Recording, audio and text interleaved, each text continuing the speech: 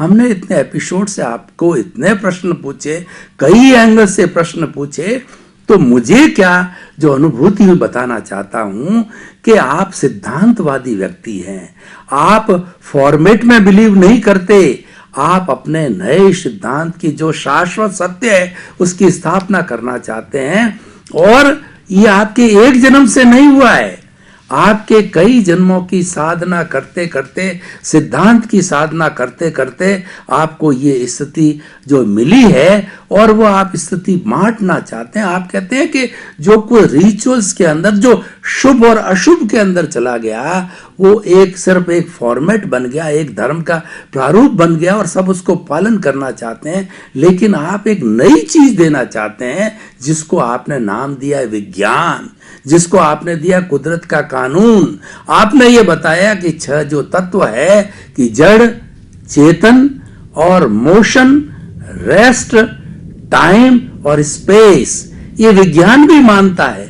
इन 6 तत्वों से ये सारी कुदरत बनी है जिसको सृष्टि भी कहते हैं, और इन 6 तत्वों से संचालित होती है और इनकी जो संरचना जो चलती है वही कुदरत का कानून है। और वह हर मानव, हर प्राणी पे लागू होती है, हर आत्मा पे लागू होती है।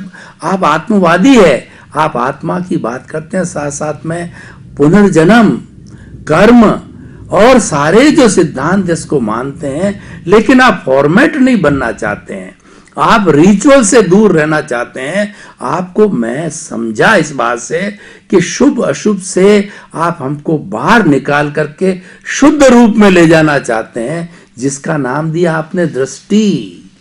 वो दृष्टि वैज्ञानिक आप देना चाहते हैं, उसको वैज्ञानिक दृष्टि बोला। वो वैज्ञानिक दृष्टि क्या है कि आप इसको समझो, 2 भागों में मारो, भेद विज्ञान करो कि जड़ और चेतन का भेद विज्ञान करो। जो कुछ भी ये शरीर अपना कार्य कर रहा है, जीवन भर आयुष्य के अधीन कर रहा है, इसके अंदर आपकी कोई स्वतंत्रता नहीं है, ये मात्र परिणाम है। इसको पुरुषार्थ मत समझो, इसको पुरुषार्थ समझ रहे हो, ये सबसे बड़ा ज्ञान है। ये सबसे बड़ी वेल्डिंग जो है आपकी आत्मा और शरीर के साथ जुड़ी, उस वेल्डिंग को आप तोड़ना चाहते हैं। सारा परिणाम है, जन्म से मृत्यु तक जितना भी आपका विकास, ह्रास, आपका जो कुछ होता है, सारा परिणाम है, वह उदय भाव है। और वह जो है वो आपका जो है प्रारब्ध है, लेकिन वो उसको पुरुषार्थ मानते हो। यही सबसे बड़ा आपका ज्ञान है, सबसे बड़ी वेल्डिंग तोड़ना चाहते हो। तोड़ने के लिए आपने दृष्टि दी। वो दृष्टि क्या है कि अपनी स्वरूप को जानो कि मैं तो शुद्ध आत्मा हूं, मैं अनंत शक्तियों वाला हूं, मैं अनंत ज्ञान वाला हूं, मैं अनंत दर्शन वाला हूं, मैं अनंत शक्ति वाला हूं और मैं अनंत सुख का धाम हूं।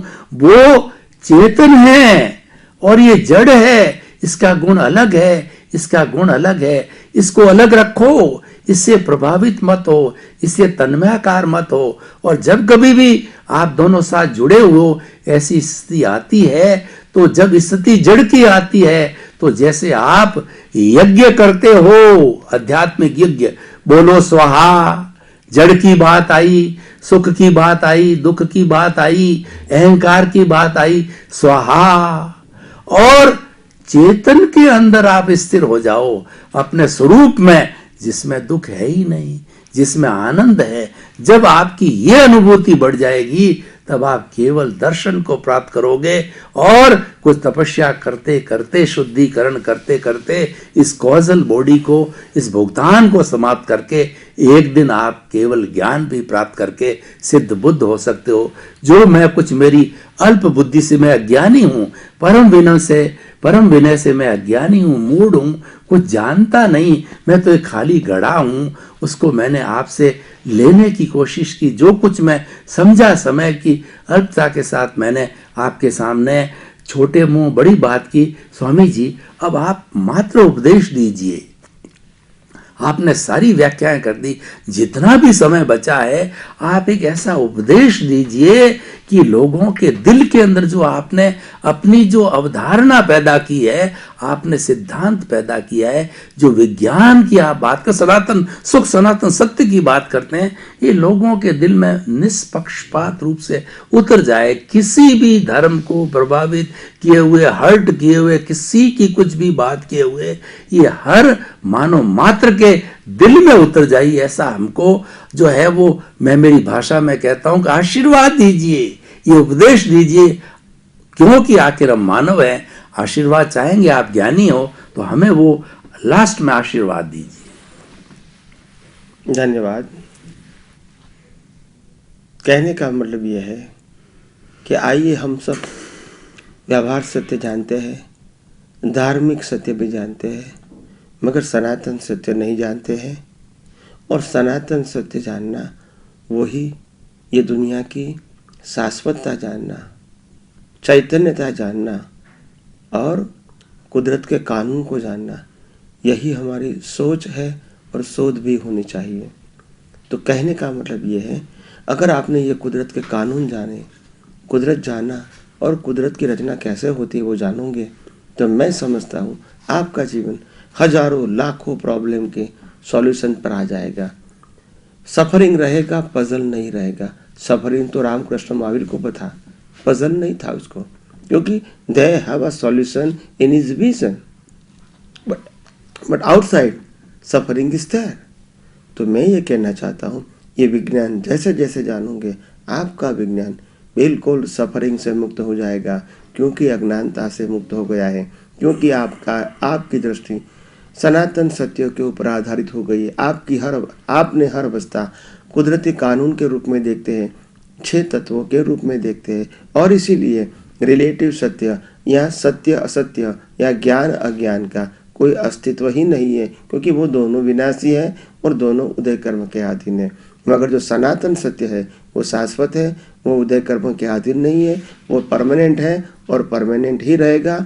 और हमारी दृष्टि को परमानेंट विजन के अंदर सेट करके ये दुनिया की अज्ञानता, रिलेटिव सत्य, ज्ञान और अज्ञान से मुक्ति पाके हम भी यूनिवर्सल ट्रूथ, शाश्वत सत्य, शाश्वत सुख, शाश्वत समाधान और शाश्वत शांति प्राप्त करें। यही सभी दर्शकों को मेरी मंगल कामना है, मेरी मंगल भावना है।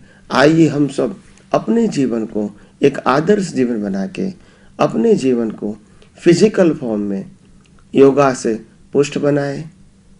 हम मानसिक चिंताओं, टेंशनों को दूर करने के लिए बिना कोई नाम रूप आकार और मंत्र से अपने मन को स्वस्थ बनाए, इसको कहते हैं मेडिटेशन।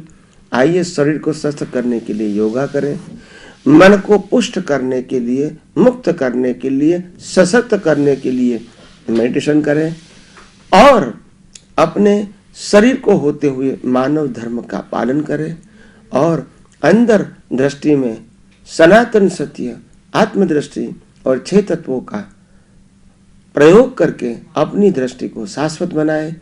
यही आप सबको मंगल कामना है। फिर हम मिलेंगे। मैं आशा करता हूँ इस विज्ञान को जान के आपने बहुत कुछ समझा होगा, जाना होगा। धीरे धीरे अनुभव करें। आपके प्रश्न को फोन द्वारा, ईमेल द्वारा हमको भेजाते रहेंगे। समय समय पे आपको उत्तर भी देते रहेंगे। धन्यवाद।